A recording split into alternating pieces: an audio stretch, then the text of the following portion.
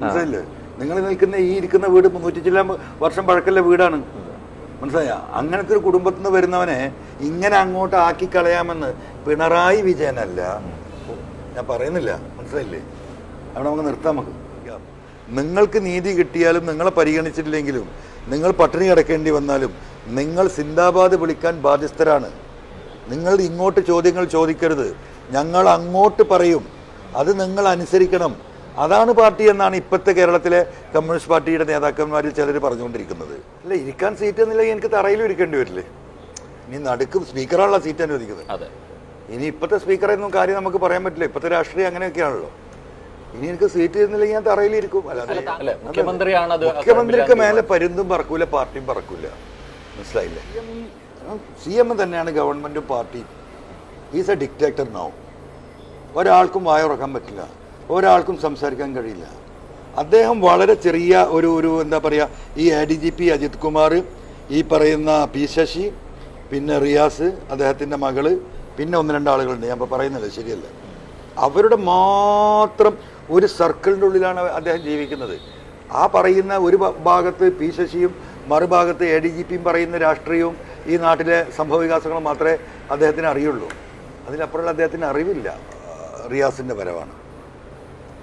റിയാസ് ആ പ്രകാശം വർദ്ധിപ്പിക്കാനുള്ള ഒരു പ്രവൃത്തിയിലേക്കല്ല പോയത്. ഞാൻ പേഴ്സണലായിട്ട് തന്നെ ഇപ്പോൾ ഒരാഴ്ച മുമ്പ് കണ്ടപ്പോൾ ഇങ്ങനെ പറഞ്ഞില്ലെങ്കിൽ ഞാൻ സൂചിപ്പിച്ചത് റിയാസാണ് സത്യത്തിൽ ആ സൂര്യൻ്റെ വെളിച്ചം കെടുത്തുന്നതിൽ ഒരു പ്രധാന പങ്ക്.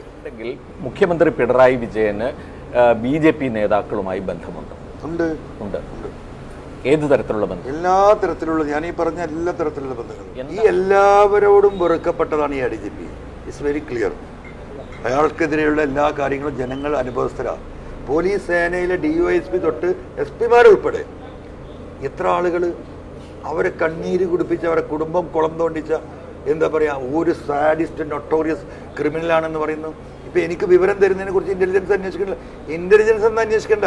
ഇതിൽ പല ഉദ്യോഗസ്ഥന്മാർ ഞാൻ പബ്ലിക്കായി വരുന്ന പറഞ്ഞു, ഞങ്ങൾ സസ്പെൻഡ് ചെയ്യട്ടെ, എന്നാലും ഈ നാറിയുടെ പിന്നിൽ ഞങ്ങൾ നിൽക്കില്ല.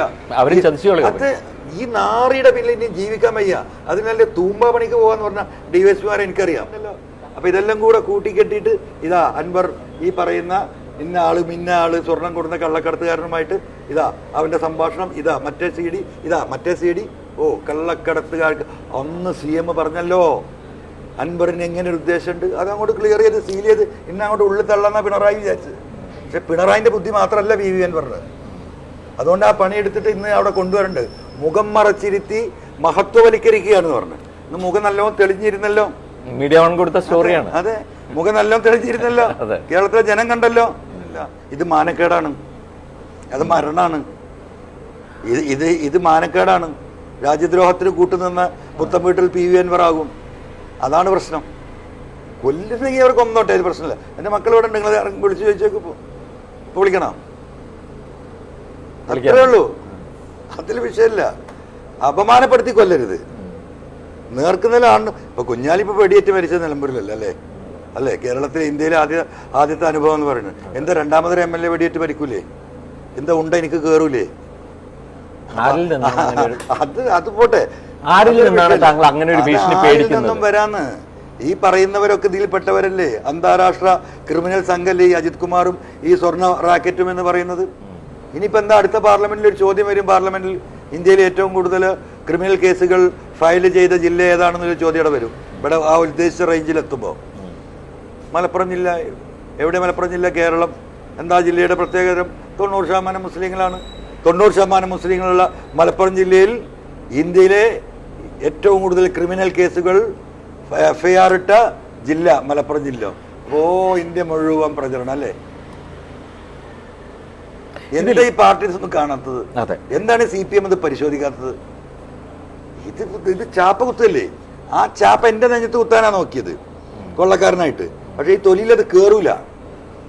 മനസ്സിലായില്ല? ആ ചാപ്പ തിരിച്ചടിച്ചു. ഉണ്ട കയറുമായിരിക്കും, പക്ഷെ ചാപ്പ കയറൂല. മനസ്സിലായോ? അവിടെ ഈ തട്ടാനുണ്ടല്ലോ സ്വർണ്ണപ്പണിക്കാൻ ഉണ്ണി, നാളെ വരെയൊക്കെ കൂട്ടിയിട്ട് ഞാൻ തെളിവ് കാണിച്ചു കൊടുക്കാൻ കൊണ്ടുപോവാണ്. അന്വേഷണ സംഘം അന്വേഷിച്ച് ഇതുവരെ കണ്ടില്ല. നാളെ മലപ്പുറത്തെ പത്രക്കാരെയും കൊണ്ടിട്ട് മറ്റേ പ്രോപ്പർട്ടി ഒന്ന് കാണിച്ചു കൊടുക്കണം. ഒരു 5-6 വർഷം മുമ്പ് വരെ ഈ ഓടക്കുഴലിൽ ഇങ്ങനെ ഫൂ എന്ന് പറഞ്ഞ ഊതിനെ തട്ടാൻ ഹെലികോപ്റ്റർ ഇല്ലാന്നേ ഉള്ളൂ. ഒരു കള്ളക്കടത്തും ഇല്ല.